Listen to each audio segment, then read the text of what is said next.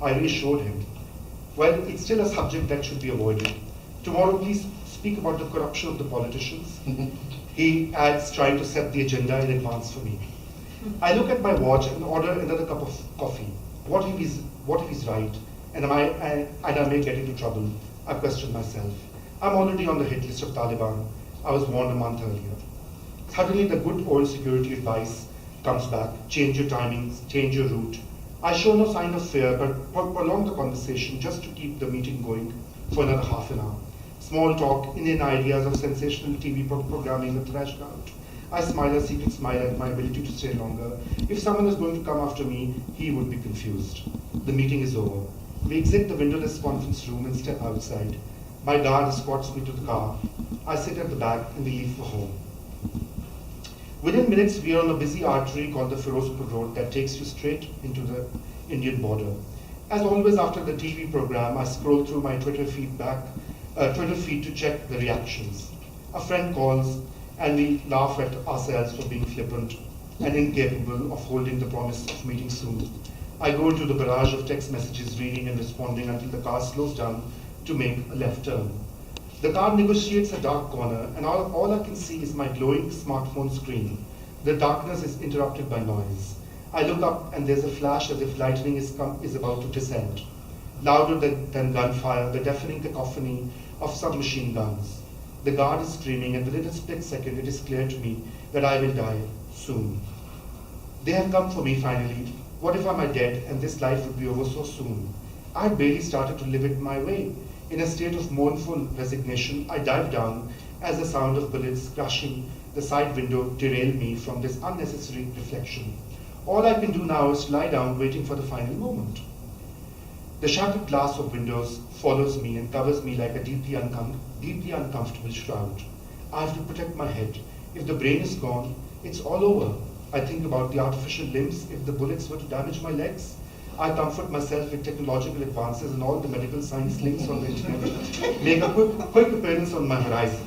The desire to live is almost delusional. I virtually laugh at myself.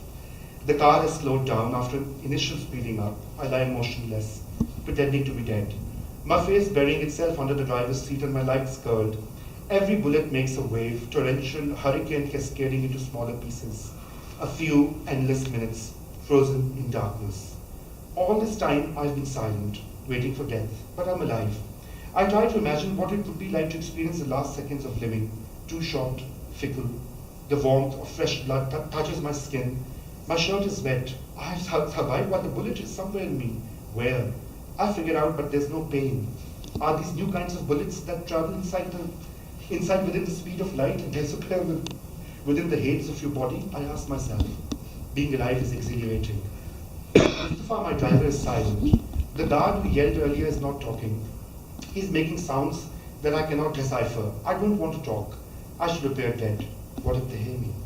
The glass is spread all over me, like a shroud of my untimely demise. Will I be mourned? But what about my children?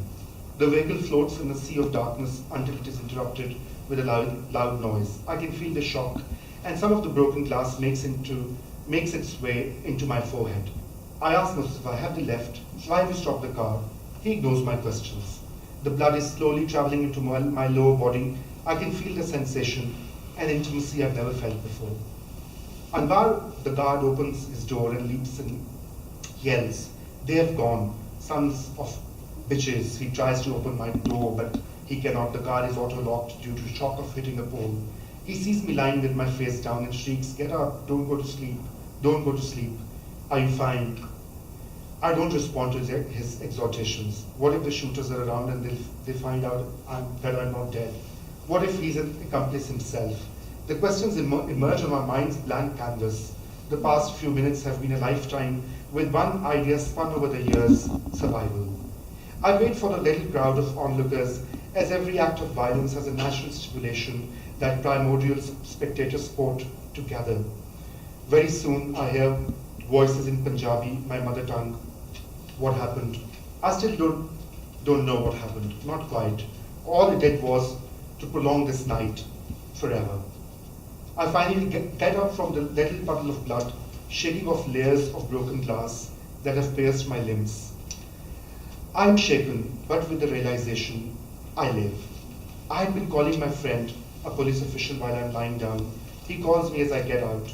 He thinks I'm joking and being dramatic. And Va's hand is bleeding too. And now its line of blood is mixed with the dusty cobalt of the road. I'm a bit blinded by this mix.